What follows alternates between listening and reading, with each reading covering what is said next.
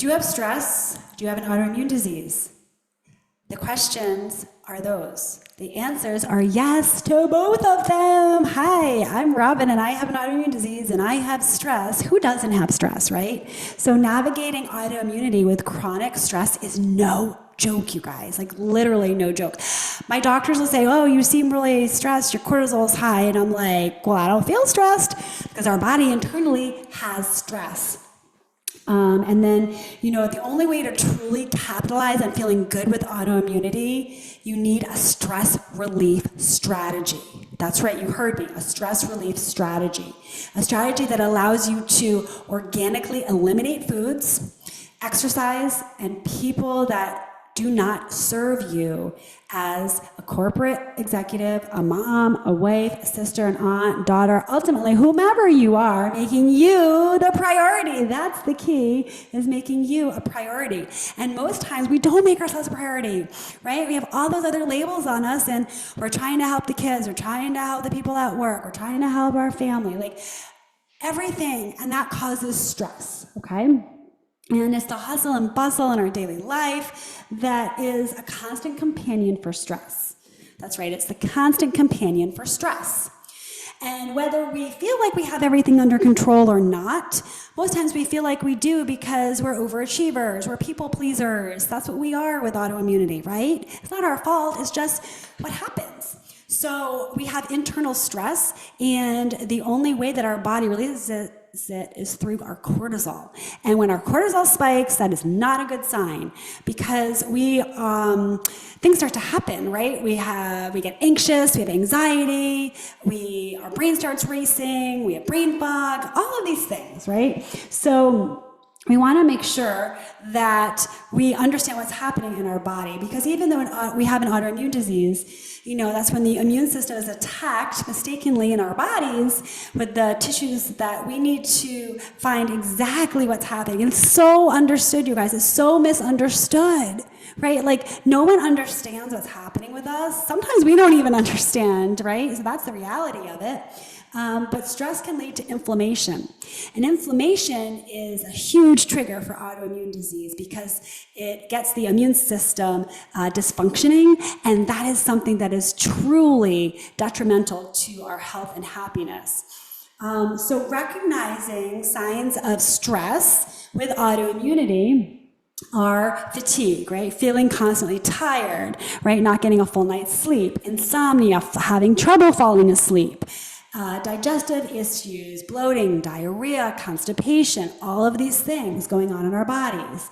Headaches, persistent headaches. Sometimes that can be contributed to stress or autoimmune disease, hormones, all of these things. Muscle tension, the tightness, stiffness, that is a big factor too. And sometimes we just wake up and we're like, why are we so tight, right?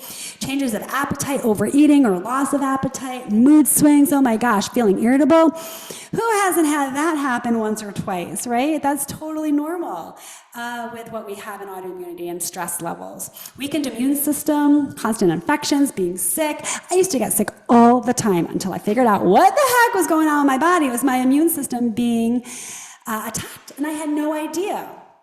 Memory and concentration problems, difficulty focusing, brain fog, skipping, skin problems, I have psoriasis as well. I don't know if anyone else has that, but like itching or spots on our skin, dryness is super common. Decreased libido. No one talks about this, but having loss of interest in sex or intimacy has so much to do with our thyroid. That's a whole nother podcast, you guys, but and no one talks about it, right? And it's really a concern, especially in a healthy marriage or just being healthy yourself. So, how do we manage these? Those are the things that are going on that cause stress. But how do we manage these, right? That's the key. How do we find the pause, right? The power in the pause, managing the stress. What is the strategy that we get to implement with our body for our autoimmune disease to reduce the stress? Mindful meditation. I don't know about you, but I don't like to sit still, but I do like to find the calm in the storm and listen to different things that help me, like listening to water. I have a pool and a hot tub, and there's a fountain in it, and I just listen to the trickling water, and it is so calming to me. Out on my pool deck with my dog Lego, you all know my dog Lego. Regular exercise, literally just getting moving. Movement is medicine.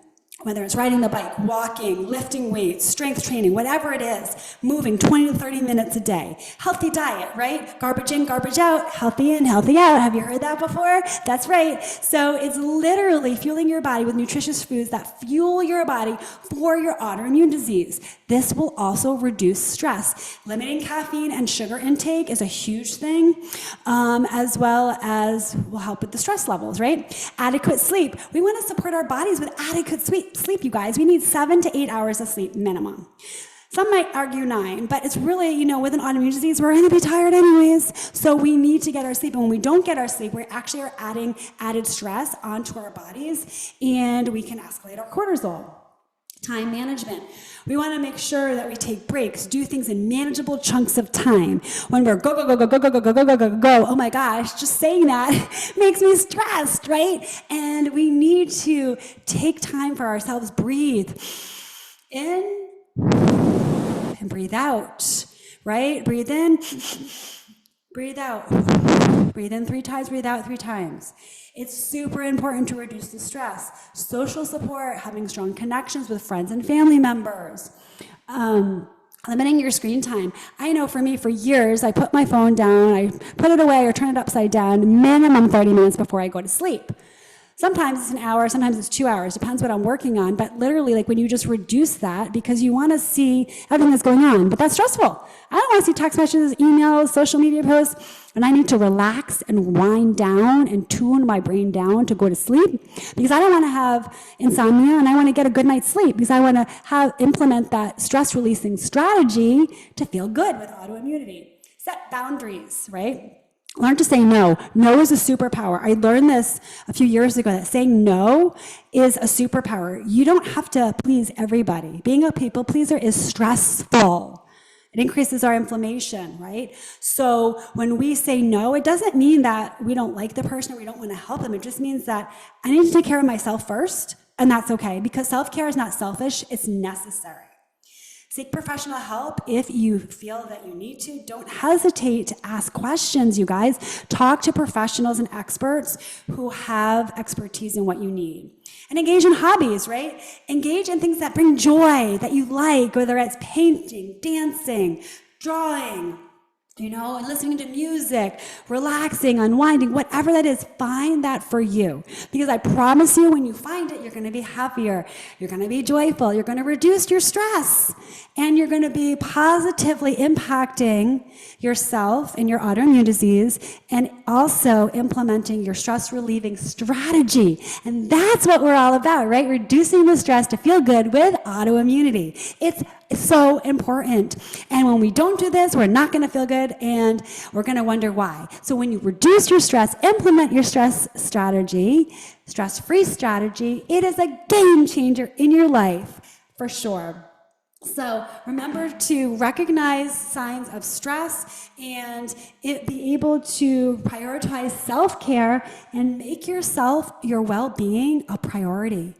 Because without you, the world's not a great place. The world needs you. The world absolutely needs you, and more importantly, you need you to feel good.